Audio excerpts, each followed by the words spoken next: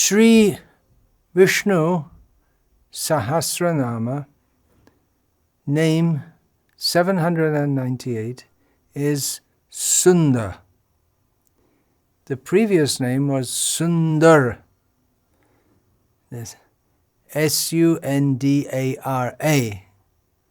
And this name is S-U-N-D-A.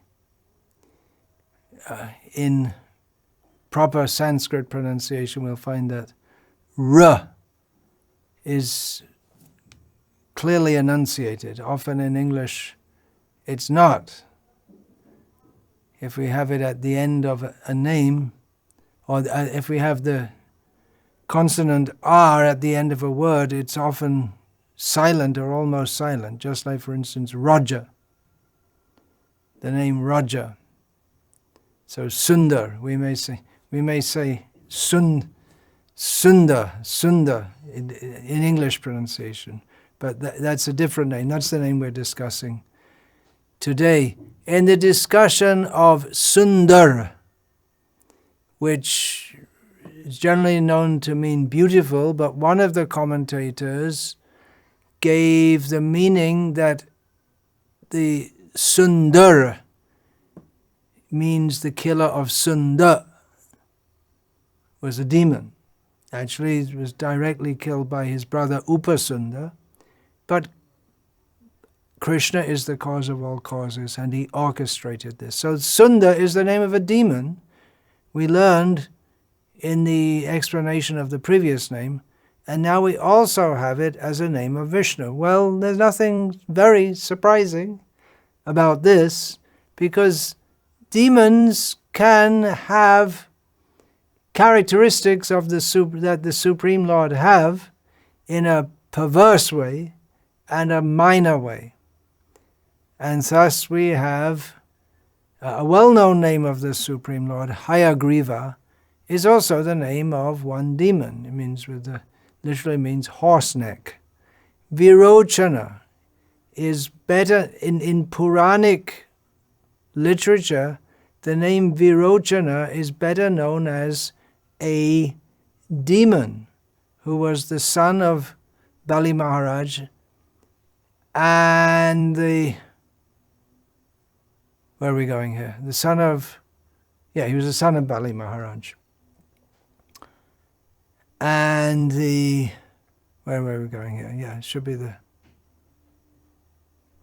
I'm getting confused myself. Anyway, he was a son of Bali Maharaj. But it's also a name which comes in Vishnu Sahasranama, Virochana. It's to come up now again also. And we find in modern India many demons who have names of Vishnu. They're not big demons like Virochana, but they're demons nevertheless.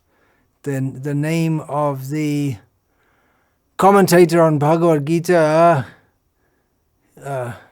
regarding whose comments Srila Prabhupada protested so much, in the commentary on the last verse of chapter 9 of the Gita, the commentator says that it is not to the person Krishna we have to think of, but the unborn eternal within Krishna. And Srila Prabhupada referred to this kind of commentation as demoniac. The name of the commentator, Radha Krishnan. Anyway, Su is an upasaga. It's a prefix which, as prefixes do in Sanskrit and in other languages, they modify the part of the word to follow. Su is very common. So we have so many words like that. Sundara was just there. Sukirti, Suyasha means glorious fame or famous for doing well. And then there's also Apakirti, Apayash, or the opposite of that, or it can be Su-Siddhanta, proper understanding, proper conclusion, Ku-Siddhanta, wrong conclusion, or Upper Siddhanta. So the word Siddhanta is there and is modified by the Upasarga, the prefix, which Su, Ku, Upper, these are Ni, generally gives negation, and so on. These are very common upasargas. So Su, and then the Und comes from kledane, to wet or to moisten. So Sushtu means very well. Sushtu unati iti sundaha, he who softens, or he who is soft. Sri Parashara Bhattar is commenting on this series of names in relation with Buddha avatar and how he cheats the demons by appearing to have good qualities. These names in Vishnu Sahasranama, they mostly describe the qualities of the Supreme Lord, by which he is known as the Supreme Lord, Vishnu. The good qualities, divine qualities. But in the case of Buddha Dev, we have the understanding given by Parashara Bhatta that these qualities exhibited by Buddha Dev, they are to cheat the demons into following him. So he appears as a very soft person to the asuras in order to convince them to follow his deceitful methods. And we often find among the demons that they may be attracted to good qualities, but they misunderstand what is a good quality, or they accept a good quality without seeing the background of it. Just like we find there was a nun in Calcutta who became wildly popular in the Western world due to hype for her apparent compassion on suffering people. So the people without proper discrimination, they are attracted to the quality of compassion. But the actual compassion of a Vaishnava who goes all over the world and tells people that you're fools and rascals, surrender to Krishna, that is not appreciated. But the compassion of helping people, or making some kind of show of helping people with suffering bodies, that is considered by persons of demoniac disposition who think that the body is all in all. They think, oh, that is very good. So in the same way, Buddha Dev is appreciated as being very soft. And demoniac people, they like soft in his attitude and his outlook. Although actually he was very heavy also, but when you're sitting and meditating, there's no opportunity to be very heavy. But he could be very strong in his words and his condemnation also. But they like soft people because soft people don't interfere with me. I'm okay, you're okay. You just be nice and I'll be nice. We see the niceness of people can soon evaporate when their sense gratification is interfered with. Also, his apparent softness, the softness of a beautiful woman's body is very attractive to demons. So this softness in another cheating avatar of his, Mohini.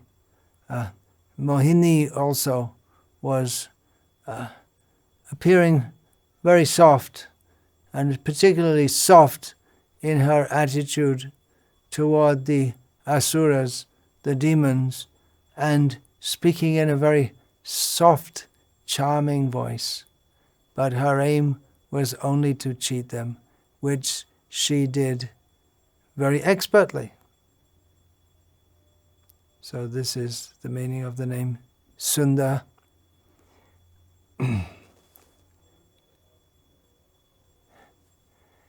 And the Mohini avatar just melted the hearts of the Asuras, made their hearts become soft.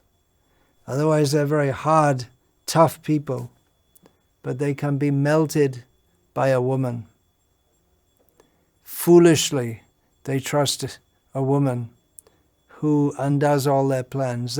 Their heart is so hard, they're prepared to kill all the demons, but they lost all their discrimination and their sense of harshness, being fooled by a woman who happened to be the Supreme Personality of Godhead. In this case, Shankaracharya gives an interpretation of the name which is very devotional. Generally, in his interpretations, he looks to the majesty of the Lord, which is not inherently non-devotional, but it is generally in contrast to Sri Parashara Bhatta's interpretations, which very much focus on the loving, merciful, protective nature of the Supreme Lord toward his devotees. But in this name, Sri Shankara, he gives the interpretation that Sundar means he who is of a nature, he's naturally inclined to melt, his heart to melt because of his great compassion. He's very soft-hearted. If he sees sincere devotion, if he sees someone is trying to please himself, his heart will melt. There's a fairly common name here in South India, Karunakara. He is the very form of mercy, of compassion. There is a word in English, softy, which growing up as a boy in England, that term is a pejorative term among young boys. Softy means you're soft, you're not tough. You can't take deprivation, you can't tolerate the cold, or you're not tough enough, you're not hard enough. The idea that it's good to be hard, and maybe that was good for developing Britain as a martial nation for conquering over other countries, like the Spartans. They used to put their male children out in the cold when they were born. If they survived, they'd raise them. They have to be tough. So Krishna is soft-hearted. He can be tough. He's not a softy in that sense, but his nature is to be soft. And even in England, when I was growing up, and I was like now, even boys don't cry. That's only for girls, we were told. You're not allowed to cry. You have to be hard-hearted, I guess that's the idea. But Krishna's not like that. This idea that you should be really tough and hard, and well, that comes with meanness and not being nice to others, and just being nice to your own group. That hardness of heart, that is suitable for people who can kill others without compunction, including animals. Krishna's not like that. We can say Krishna is a softy, but that's not a pejorative term. Actually, we all should become softy, soft-hearted. without soft-heartedness, one cannot develop love for Krishna. And even many people have a conception of God, that God is a God of justice. And that's actually in Islam, it's very strong.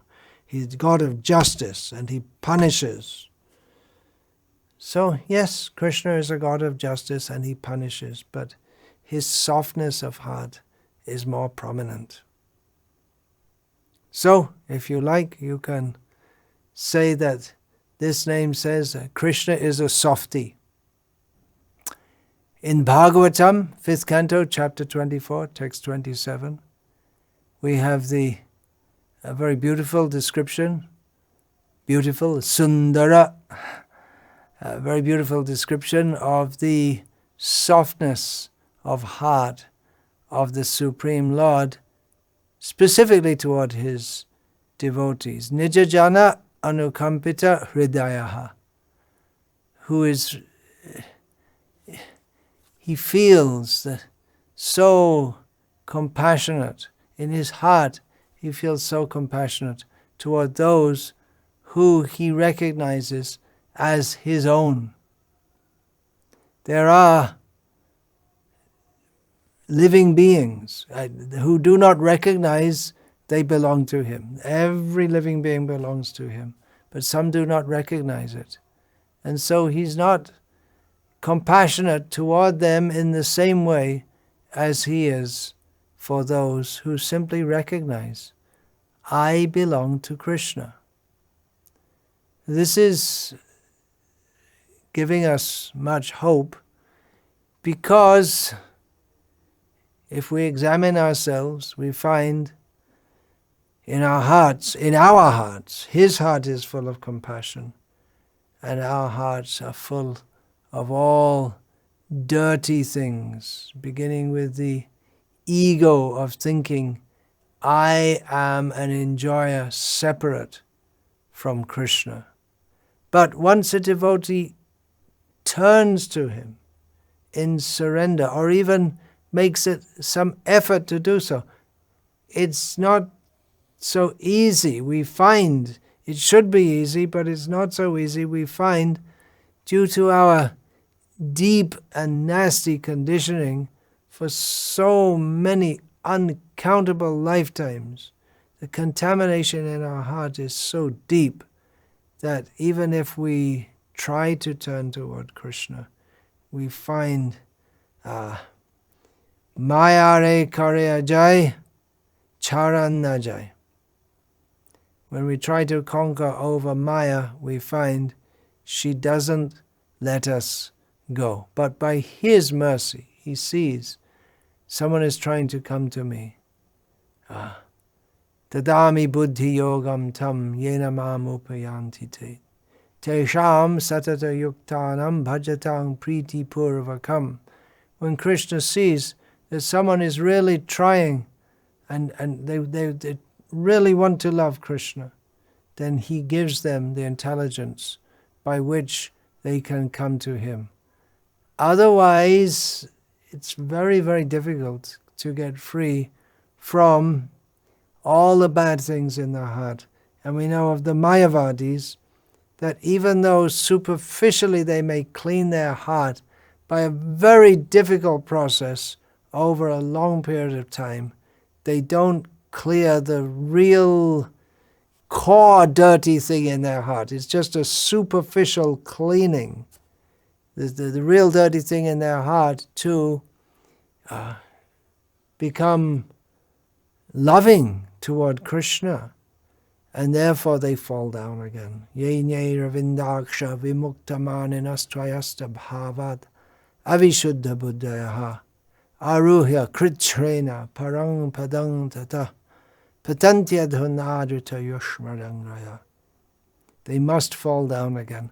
However, the devotee, even though superficially there's a huge mountain of dirty things in the heart, lust, greed, desire, attachment, misconceptions, but because he's come to the proper point that I want to surrender to Krishna. I want to revive my dormant Krishna consciousness. I want to love Krishna. Because he comes to that point, then Krishna helps such a devotee out of his compassion. And by Krishna's grace, Suhrit Satam, Krishna, who is the great friend of those who are really trying to serve him. He who is Punya Shravana Kirtanaha. That name comes up later in Vishnu Sahasranama. We still have over 200 names to go. He who is pious simply to hear and chant about, then being the very dear friend within the heart of the devotee, he helps to clean it because his heart is very soft. And he has names, Karuna Sindhu, Hey Krishna, Karuna Sindhu, Patita Pavana, Daya Sindhu. Krishna didn't get these names for nothing. We can name a child with such a name, Karuna Sindhu, Daya Sagar. We can name a child, but they won't necessarily have such qualities. But Krishna, he has these names, and those names are appropriate to the state of his heart, which is full of compassion. Apichet sudaracharo bhajate mam ananya bhag sadhureva samantavya samyak vyavasito hisaha kshiprang bhavati dharmatma shashvat chantim negachati kaunteya pratijanihi name bhakta pranashati. Krishna says, even if someone is really, really badly, here we have suduracha. Su generally means good. It's the upasaga in this name and the previous name. But here it's an intensifier. So if someone's really bad, abominable activities, this is how Srila Prabhupada translated. Even if one is engaged in abominable activities, if one has the intention to serve Krishna only, he should be considered a sadhu, Krishna says. Or one who accepts him as a sadhu is himself properly situated. And why should he be accepted as a sadhu? If he's engaged in abominable activities, because Krishna says, he's on the right track. And soon, because he's on the right track, even if he wobbles and shakes and totters and sometimes seems to fall off the track, he will soon come to the proper position and attain lasting peace. Declare it boldly, O Arjuna, Krishna says, my devotee will never perish. He doesn't say that the karmi gyani will never perish. They will perish. That is the understanding. They will perish. They will not be able to remain on that path. But Krishna helps the devotee to come to the proper path, even it may seem he's a long way from it. There's so many instances of persons who have done many terrible things, yet Krishna delivers them, and they are revered as glorious. Brahma chased his daughter with lusty desire. We worship Brahma as the head of our sampradaya. Ravana, and where is Ravana? Ravana is at the gates of Vaikuntha. We're going to offer respect to Jai and Vijay if we enter Vaikuntha. Of course, we have, by the grace of Chaitanya Mahaprabhu, delivered to us by Srila Prabhupada, we have an aspiration above that even, but Ravana and Kumbhakarna, they're in their Jai and Vijay. So many demons delivered by the Supreme Lord. Kabanda, they're delivered and liberated. Again in Ramayana, Shurparnaka, she became Kubja, and then she became delivered by the Lord. Ahalya engaged in a horrible activity. She was delivered by the presence of Lord Ram, And then Ram and Lakshman, immediately after she was delivered by Ram coming in the ashram area where she was living, they immediately bowed down to her and respected her as a holy, pure mother, which she is. So many. Manigriva and Nalakuvara, Sudarshan the Vidyadhara, we find in the Mahabharat war. Kritavarma, Kripa, they were against the Pandavas. They were in cahoots with Ashvatthama, as Ashvatthama most sinfully killed all the remaining sleeping warriors on the Pandava side, except the Pandavas themselves and one or two others who had left the camp at that time.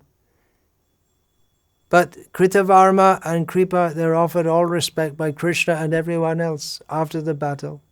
Even before that, Kritavarma had been in cahoots in the plot by which the Syamantak jewel was stolen. He seemed to go against Krishna, but still respected. Ashvatthama himself will be redeemed and will become one of the Saptarshis. So we should be remembering this. We should exercise caution in blaming devotees, even if we know they've acted very badly. They've acted very badly, but they've also acted very well. We should be aware of our own shortcomings to protect ourselves from going that way, but taking a holier-than-thou attitude and dwelling on the faults of others is not pleasing to Krishna. We shouldn't make a career out of being discontent. Brahma bhuta prasannatma. We should be joyful. We can't be joyful in Krishna consciousness if we're always disturbed by the faults of others. And they can be very disturbing, but we have to see that for all their faults, they are, or at least at some point, they had a motive to serve Krishna. Krishna himself has a more liberal attitude than wanting to condemn persons who have chanted Hare Krishna. And in many cases, they still are chanting Hare Krishna, even though they've done abominable activities and they are condemned by the Vaishnavas. But actually, the Vaishnavas, it's not their tendency to condemn others. It's their attitude to try to help and deliver others. And Krishna himself seeks to reform and deliver even the demons, what to speak of the persons who have at some point in time and been his devotees, right, and who still want to be devotees. His attitude is not to condemn them. Another meaning of the name Sundar. This is another Sundar, beautiful explanation. He who bestows joy and happiness on his devotees, the giver of bliss, or we could say who shares his bliss with his devotees. This is from Satyasanda Yatiraj, who says that Sun, the first Sum, becomes in contact with, when the ma becomes a da, in Sanskrit becomes a na.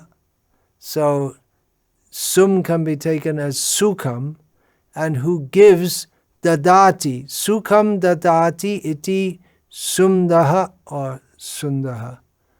So who gives happiness. Actually, he gives happiness even to the fools and rascals, even the happiness of that snake's experience in sex life that's given by Krishna. But the real bliss which he wants to give everyone is Ananta Brahma Sukh, Brahma Sokyam Twanantam, unlimited, eternal, unparalleled bliss,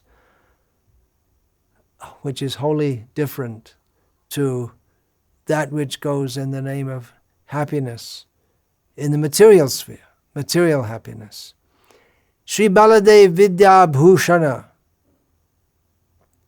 gives the name, the meaning Su, again, exceedingly intensifier, drenches, undati. So here again we have the concept of wetness or softness, moistness. Or here we have drenches, which is more than moistness, but with a different Sanskrit derivation. So he who exceedingly drenches, the word drench in itself gives the sense of exceeding wetness. Though he exceedingly drenches, Sundar exceedingly drenches those under his shelter with a shower of mercy. Oh, that's a really nice meditation. He drowns the devotees in bliss. A shower of mercy. In a shower of mercy. So this is very much in line with the general theme that Parashara Bhatta gives throughout Vishnu Sahasranama. Or the prominent theme, we can say, that he is Vatsal, Bhakta Vatsala, very kind to his devotees. Satyadeva Vashishta also uses this that also comes from Kledane. It's not a different verbal root. As I said in the previous one, it's a different form. To wet. And as usual, Satyadeva Vashishta, at least in many names, he gives the understanding of how we can see the action of the Supreme Lord within this material world. So we know that life as we know it, to use a term used by materialistic scientists, depends on water. Anad bhavanti bhutani, we find in Bhagavad Gita that living beings require food. But then, for food, we need water. Parjanyad anasambhavaha. Food is produced from clouds, from rain. So Krishna goes on to explain that the rain becomes possible by performance of yajnas. The demigods, they give the results of the yajnas, but actually it's all given by Krishna. So living beings are in this world dependent upon water to live. So Krishna provides the water for all living beings, and therefore he is known as Sundar. Someone who's not so soft, he's pretty harsh, throwing people into hell forever. That may be an anthropomorphic conception of God, inasmuch as people conceive of what God is like. Well, he is like that. He has his harsh side also, but to gravitate toward that, it's mostly people who, in themselves, their outlook is harsh, and thus we have fanaticism in the name of God, because they think that God's going to throw people into hell, so why don't we give him a helping hand and make hell for people on this earth and send them off there as quickly as we can. The harsh conception of God that appeals to certain people, and it reflects back because they because of their own harsh mentality, they conceive of God as being very harsh, and then justifying, because God is harsh, we are his followers, so we shall be harsh. Now, in Vaishnava understanding, God can be very harsh. You don't want to cross him. Nrsimhadev is the embodiment of concentrated harshness, but he is also very soft. That's only for protecting his devotee. He doesn't have any intrinsic enmity even toward Hiranyakashipu, who was so harsh to Prahlad that Sri Nrsimhadev came in a harsher form to show, you want to be harsh? You want to be nasty? Okay. Don't pick on a little boy. You deal with me. And certainly Nrsimhadev deals with Hiranyakashipu, but he has no intrinsic enmity toward him. He eventually arranges for Hiranyakashipu to be reinstated in his eternal position as a doorkeeper at the gates of Vaikuntha. And in regard to Narasimhadev, it is stated, Ugro pianugraha evayang svabhaktanam nrikeshari keshariva svapotanam anyesham ugra vikramaha. Although very ferocious, the lioness is compared to a lioness because she's more ferocious in protecting her cubs than the lion is. So although very ferocious, the lioness is very kind to her cubs. Similarly, although very ferocious to non-devotees like Hiranyakashipu, Lord Nrsimhadev is very, very soft and kind to devotees like Prahlada Maharaj. So Nrsimha can be extremely angry, but his tendency is to be soft at heart. Hare Krishna. Vancha kalpa tarubhyascha kripa sindhubhyacha patitanam pavanebhyo vaishnavebhyo namo namaha. Dante nitaya churnakang padayo nipatya kritva chakar kushatamedadaham bravimi. Hey sadhava sakala eva vihaya durat Gauranga Chandra Charane Kurutanuragaha. Parivadatu Jano Yatha Tata Va Nanu Mokaro Navayang Vichara Yamaha. Hari Rasa Madira Madati Mata Bhuvi Vilutama Nartama Nirvishama. Hare Krishna, Hare Krishna, Krishna Krishna, Hare Hare, Hare Rama, Rama Rama, Hare